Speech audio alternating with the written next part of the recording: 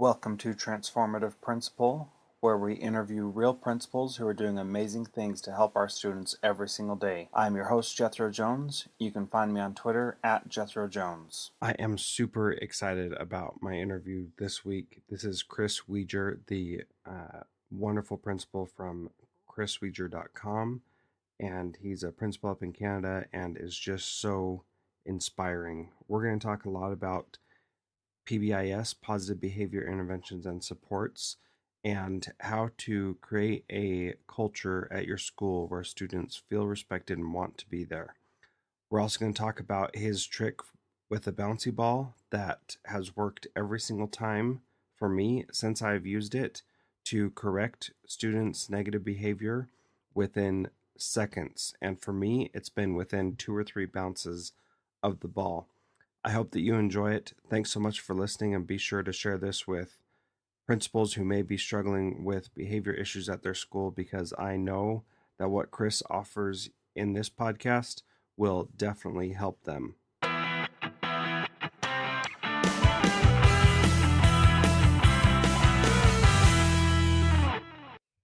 I'm really excited to talk to you.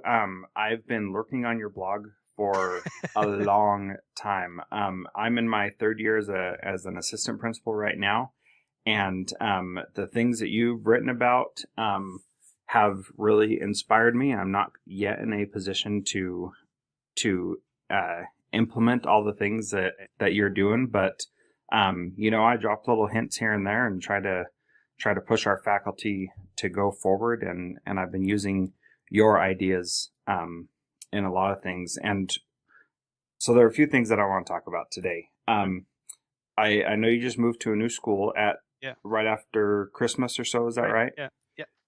So I'm excited to hear about what you're taking with you to your new school, and what you're leaving behind. And I know that you've been very reflective about that on your blog already. So I just want to hear what like the 1 or 2 most important things are.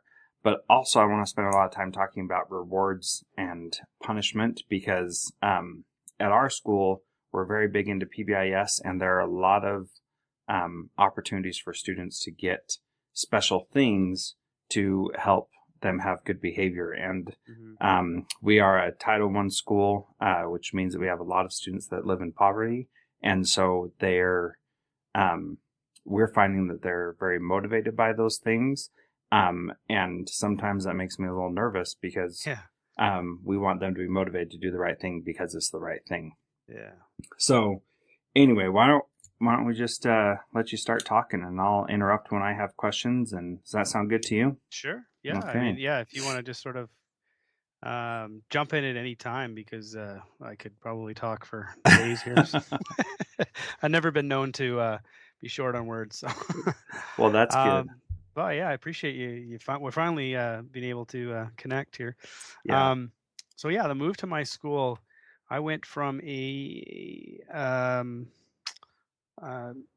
rural community. It's not too far. It's only an hour and a half outside of Vancouver, but it is a small town, and low economic. I mean, you kind of have a wide range. You have wealth, but you have the majority of our students were at the poverty level or below, and so we did have a very transient community. So you had kids that would be, in grade 2 in their 6th school or 5th school. And, you had a lot of stress in the home. So the kids were coming to us growing up with stress. So a lot of self-regulation, or lack of skills around the self-regulation, the self-awareness, self-confidence. They were just trying to survive the day. And so I've gone from a school like that to a school where we're in a higher socioeconomic area. The parents are involved in different ways. They're more visually involved. So they're at the school more often. There's more money around. The kids are from more stable homes. There's less transient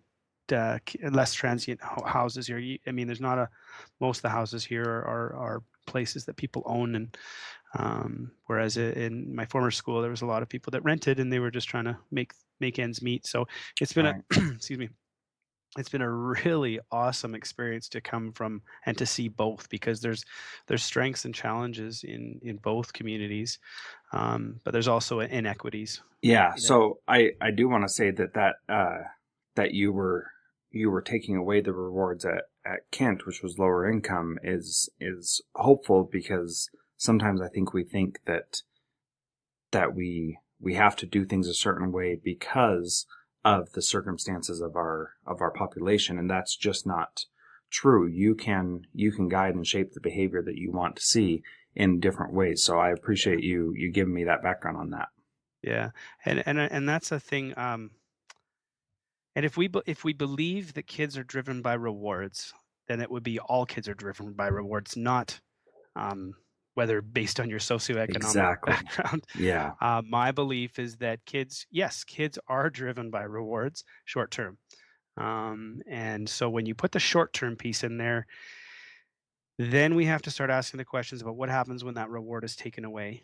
What happens when that reward is removed, and what impact does that reward have on the actual task itself? Um, you know, what message does it say if we're going to give you a ticket for helping another child out? Does that say that that task or that behavior of helping another child out is something that's not worth doing unless there's a reward there? Um, does it put the prize on, or does the focus become on the prize rather than on the task, or rather than on behavior? And I saw this. I had an idea at the time that on making a difference. We wanted kids to make a difference, but we still want Mm-hmm. that. And we were going to have them put their name up on the board if they got to make a difference, and they were going to get this button that said, "I made a difference." And Mm-hmm. it was a good idea, but it backfired because well, here's one example. A child brought it in. I brought another child who had scraped her knee. She brought her to the office, and I was like, "Oh, thank you so much for helping out." And she's like, "Oh, do I get one of those make a difference things?" And she got the button. It was actually a ribbon. Got the ribbon, and then just bolted back to the playground. The other Mm-hmm. kid was just standing there, still upset. So the task was completely focused on the reward and not on the actual piece that, hey, you're helping another human being out. Mm-hmm. So that's where we can go too far. And I feel for teachers and principals at schools with high behavior needs, and I Yeah. think that we're lacking so much support. We're lacking the tools in our toolkit to actually provide that support. So we have to rely on things like rewards to just try to Mm-hmm. get us through the day, to try to make it appear that we're functioning. Right. Right. Because I've been there, and it's a way harder to move away from awards than it is to give those tickets and make it appear that we're doing the right thing. And it feels good. It feels great to give a reward. There's a smile on the child's face. The parents are happy. Everyone's happy. So it gives us that sort of perception, or that image, that what we're doing is the right thing. But I think it's important for us to step back, go up, look down from the 10,000-foot level, 30,000 foot level, and see what impact are we making as these kids move along, and Yeah. are we actually teaching the skills? Because within PBIS there is a ton of good stuff, Oh, absolutely. about teaching the skills, about acknowledging the efforts, about providing praise based on, or providing that feedback, that ongoing feedback, about having ge- getting some evidence of whether what we're doing is working. The piece that I think that obviously I have an issue with are those tickets, or the prizes that are associated with that. And a friend of mine, who's been involved in PBS, PBIS, he made a comment to me that he said basically that unfortunately the tickets have become the sign of PBIS, or the Yeah. the mascot, or whatever you want to call it. Mm-hmm. And what it does is it actually takes away a lot of what PBIS is about. Those tickets were originally designed as reminders Mm-hmm. for people to acknowledge the positives. Um, and so my question is how do you, what's one ticket worth too? Like, Right. if you help a child out who's basically gone through a divorce, or gone through a separation, or came to this to the school after being slapped or not eaten, you're helping them out. Is that worth one ticket versus you picked up a piece of garbage? Is that worth one ticket? So there's the currency issue Yeah. as well. And So. at my middle school where I taught, we gave out little cards to kids when they were making good choices, right? And one of the things, excuse me, one of the things I started doing was kids would start saying, "Well, I want that candy bar you have. I'll give you 5 of these tickets." And it became this black market. And the social studies teacher that I carpooled with, who was also on my team, he and I would often joke about how our kids were making that into a black market and how we were letting that happen because those are good skills for them to have, and they're reacting appropriately to the things that we're giving them, Yeah. and that's how they need to act in the real world, and they need to figure out how much things are worth, and so we didn't encourage it, but we didn't not encourage it. So Yeah. And yeah, I mean, they basically make it a game, right? mm-hmm. They game the system, much like grades and other aspects of our system. There's Sure. ways to game it. You find out. I mean, I did it as a high school student. Mm-hmm. I became very, very skilled at how to read teachers and what they wanted, and so I was able to read from them and meet with them to find out what was going to be on the test and do well on the tests, and then I got to university and that didn't work out so well. So, but I recovered, and at least I had a good support system in place that helped me through that.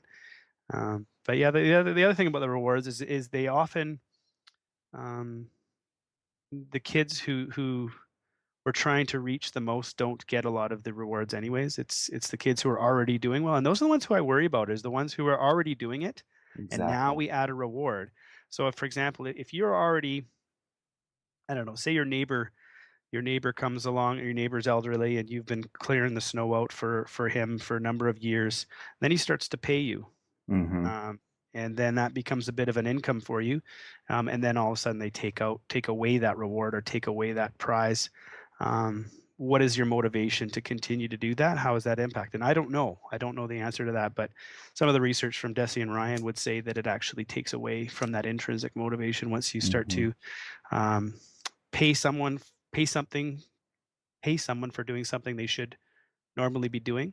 And allowances are like that too. Right. Do you pay kids to do the dishes? Well, that's part of being in our house. You Mm-hmm. need to do the dishes, right? There's not something we need to pay you for. That's part of living in our house. So. Yeah. And one of the things that I think about often is that we see kids start to copy negative behavior because they see the kids who are having poor behavior getting rewards because we Oh. are setting them up for that. And so Mhm. other kids say, "Wow, so that kid, he throws a fit, and if he only throws one fit each day, he gets to play on the iPad for however many minutes because that's the reward Yeah. that's built into his tracker. Uh-huh. So maybe I need to start doing that." And we had a real problem with that last year where we were trying to correct students' behavior, and it was definitely backfiring on us. And we had a lot of copying going on, and kids were doing those things mostly because they saw the other kid get away with it and saw Yeah. the other kid receive rewards after Yeah. doing that negative behavior. So that's That's it. Interesting. Yeah. And yeah. you see the kids too that if okay, well, you use your example where okay, here's if you do this, then you'll get time on the iPad, and then when it's 9:10, 9:15, and they've already lost that right. Now you Right. got nothing left. Exactly. so Yep. so then the kid is just having a complete meltdown, not because of what was happening before, but because now they've lost that reward, and that's when the Mm-hmm. reward becomes a punishment. It's now we've taken it away. So yeah, and then you got nothing left. It's like the three strikes rule, right? If you give Yeah. up, you got three strikes by 9:30. Now what do you got for the rest of the day? Yep. Yep. So you Yeah. have to, and the thing that the piece that is so important, especially in a school with high need students or a school with high poverty, is that sense of belonging, that Mm-hmm. sense of that you're coming to school, you're going to be cared for, because for some kids that's they get that more at school than they would outside of school. And so when you have a teacher that makes a child feel so welcome and in an authentic way, then Mm-hmm. a lot of those behaviors tend to disappear long term. Yeah. doesn't change the first day you make that happen, but when that that classroom becomes their classroom, and when they're welcome every time they get there. I've seen I know of a few teachers that have just done an amazing job of this, and that's their only goal. The Hmm. only goal at the start of the year is to make them feel welcome and make them feel like they belong in the classroom, because they've been kicked out for a few years of classrooms on a regular basis, or pulled out for support. And I've seen a huge impact on that, but it takes a ton of effort, and that's the hard thing when you've got 10 kids that require the support. How do you do that? Yeah. So you started down where I was going to ask my next question. That's you create a sense of belonging to help those students change behavior without using rewards. What are some other strategies and skills that teachers and principals need to have to be able to ditch rewards and focus on doing the right thing because it's the right thing? I think I like what Dr. Ross Green says, is that kids do well if they can, and adults do well if they can. So how do we create the conditions for them to do well? How do we create the conditions to teach the skills that they need? And before we do that, Green talks about figuring out what the lagging skills are. Um, so, for example, if a kid, um, lashes out, starts to misbehave, starts to have meltdowns, when is it happening? Who is it happening around? Why is it happening? And we often go, well, they're looking for negative attention. They're looking for any kind of attention, whether it's negative or positive. But when we go below the surface, you'll see that, well, actually, it's the written output that they're struggling with, and they're just trying to avoid doing that written output, or they don't have the skills to do that, and they don't know how to say, "I need help." So it's having those conversations where you're trying to peel away the layers to find out what is really lagging in the skill development of this child. And that's a hard hard thing. Yeah. I love what Dr. Ross Green does, but I really struggled with trying to implement his ideas, because it requires so much support and so many sort of one-to-one conversations to try to find out where these kids are struggling. um, but that was a huge piece, and then creating the environment for it to happen. Tapping into kids' strengths, tapping into their interests, finding out what helps them to be engaged in school. Encouraging that. It's I always said that at Kent School, where my former school was, and I probably would say this here as well at James Hill, is that if you're with us for 2 years, we'll figure out how to best support you. Two Hmm. years is a long time, though, right? Yeah. So, I mean, there's teacher meltdowns, there's kid meltdowns, there's parent meetings, there's things that that happen. I got to be honest, because before I left Kent this year, I was really struggling. I was really Hmm. struggling. I started to really question, okay, am I doing the right thing here? Can I just bribe them? Because I know I can get through the day if I can just bribe them with this, because it would have been easier. And I talked to a teacher at Kent School yesterday, and to hear that a lot of the kids are doing much better now, and they're feeling they're feeling more engaged at school. They're more confident. They're having less issues. Made me feel pretty good, because I was starting to question it, because there was Hmm. just an overwhelming amount of kids, and sometimes it's that one child that can Hmm. just disrupt an entire learning environment. So you have that dilemma of, you know safe environment for all the kids, or trying to make sure this child is supported in the classroom. And at some point you do have to remove when it's a safety concern, but it's hard to teach social skills when they're not in the classroom. Yeah, exactly. I hear you. So what were some of the things that you did to buy yourself time? You talked about making it through the day if you can bribe them, right? And I Mhm. know that's what realistically we all deal with. So what are some of the things you did to buy yourself time so that you could make it through more days without bribing them? How did you deal with that? We had at Kent, it was a very culture of our kids. Mm-hmm. So there was, I mean, basically, we had a meeting and said, look, there's no more money coming in. There's no more resources coming in. So what are we going to do? We're all struggling here. What are we going to do? And we had teachers saying, you know what? I had a good relationship with Sam when he was in grade one. You know what? If he's struggling, send him down. If he's having a rough day, send him down. And sometimes that turned into a schedule. So it was based on the need that Sam needed that time in the, so he say he's grade 5. Sam needed that time in the grade 1 classroom as a purpose. Okay, you know what? I can help. I'm good at that.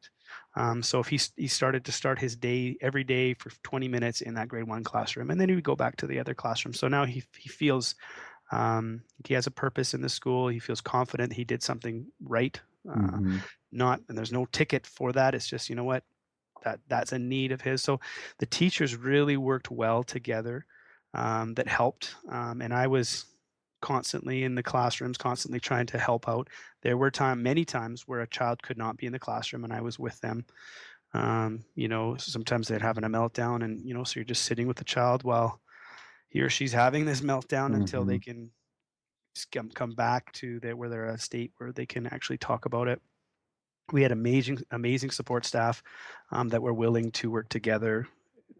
Again, not just in their classroom or with their kids. It was all our kids. They would teach other kids how to respond. So it was like a coaching philosophy where it wasn't just about coaching the kids that were struggling. It's about coaching the other kids on how to respond when they're struggling. And then for me, it was like more often it was boys that I was dealing with, and so getting them doing something. So like a bouncy ball. So we'd go outside and we'd throw the bouncy ball, and what that does is that you have to focus in order to catch that bouncy ball. You have to focus, and so it would bring their flooded emotions to this this more focused state, and we could talk while we were doing that. With boys, it's important to, you know, have them doing something to talk. Some of my favorite conversations I had with my dad was while we were chopping wood. There was, you know, where if my dad and I would sit across from the table or across a desk, we would sit in silence. And I found that with some kids, or even doing Lego. Lego is another thing, and I've got that one. It was like, well, now you're rewarding him for bad behavior by making him or having him do Lego. And I said, no, we're missing the point here. The Lego is just an avenue to get conversation, to get him to settle down. Once we're settled down, we can at least have that conversation, and we can return to class. The goal is always to be back in class when he or she's ready.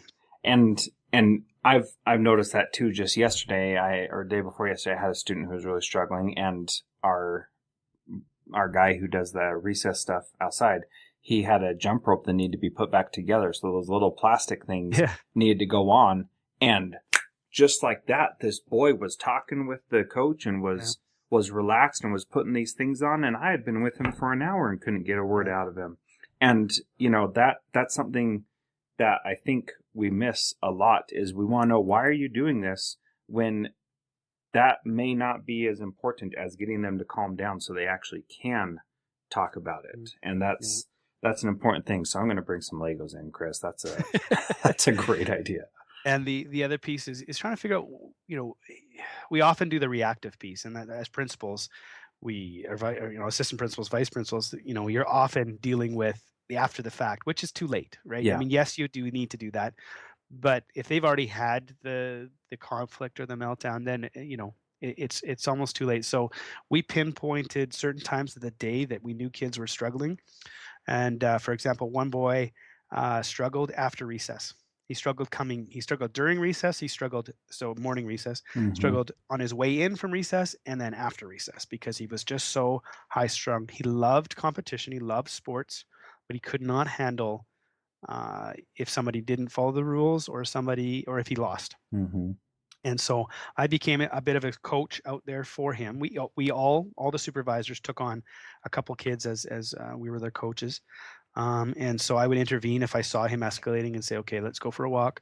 On the way in, we would either come in early or come in late because he couldn't handle the crowds of coming in after recess. And then we did the bouncy ball thing for a while, and then we found checkers.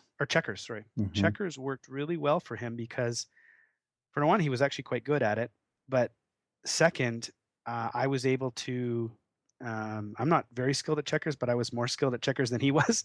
So I was able to provide some opportunities for him to have success and also to be challenged where he would lose. And he went from throwing the checkers board at me to the point where we were talking about, look, you know, when you're watching NHL hockey, you know, do you see them throwing their sticks? Do you see them every time something bad happens? So you have these conversations before they happen. So you sort of pre-teach the skills that are needed. Now I say, I joke around and say, I've been practicing, so I'm likely going to beat you today. Oh yeah, yeah, right. And sometimes I would, and then to see how he would respond to that, and he got better and better. He actually got better to the point where I couldn't really play I couldn't decide whether I was going to win or not. So it became actually more of a game. And it wasn't about the winning and the losing. It was about reacting when something doesn't go as you thought it was going to go. How do we respond in that? And it's also, we try to talk to kids when they're flooded, when they're having these awful days and when they're having these meltdowns. And that you can't talk to them when they're at that stage. So it's important to find time in the schedule to talk to them when they're calm. And just saying, I've noticed you've, and this is green stuff, but I've noticed you, when things don't kind of, go your way when you're playing hockey, you tend to throw your stick and you get a little frustrated. Can you tell me what's up with that? And they'll say, well, so-and-so always breaks the rules, and, they get into it.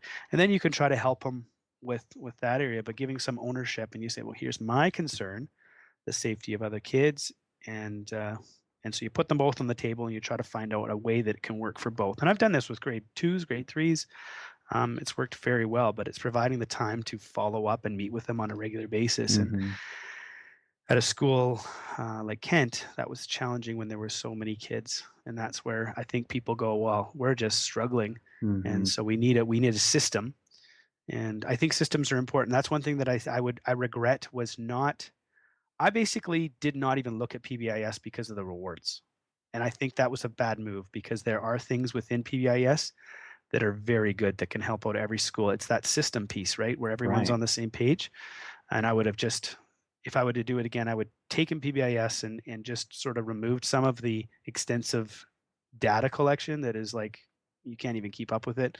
And so to find out what data we want and then use the skills and the teaching bits that are in there to try to help them and without the rewards, because there's some good things in there. And I felt that often we were just trying to survive or just trying to get through the day, and we didn't have that system that we were all looking at. And when you can't have a standardized program when you're dealing with kids, like we didn't have a program, but I think we could have more of a system. Right. Yeah. I'm a big believer in systems also. And just so you know, Chris, the PBIS that our district really wants to push and that I believe is the right way to do PBIS is what you've been describing, that pinpointing when things are going wrong and then pre-teaching kids how to respond to those things and then letting them try it. And then when they mess up, correcting their behavior and reteaching all along the way. I mean, that's what PBIS, I think, really is about.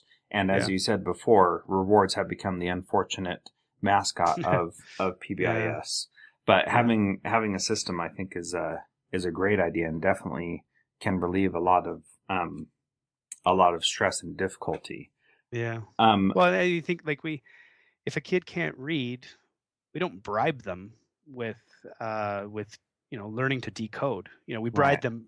Sometimes we bribe them to read, which I have other issues with. To actually just try to read books. You read so many books, you get this prize. But it's a skill, and so is behavior, self-regulation, self-control. Those are skills that some kids learned very quickly, other kids struggle with. So we can't bribe them if they can't do it.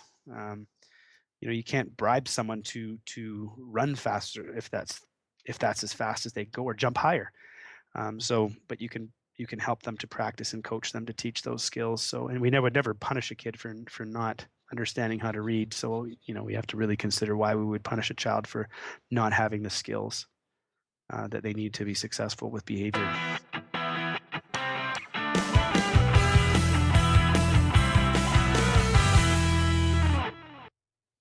I hope you enjoyed that interview with Chris Wejr. He is inspiring, and I've got a whole nother episode for next week that I think you're really going to love also. We're going to get more into how he establishes that culture, some of the things that made him such a great principal at his last school, and what will continue to make him a great principal at his new school. So make sure you tune in next week. Please share this with your friends. Thanks for listening. We'll catch you next week on Transformative Principles.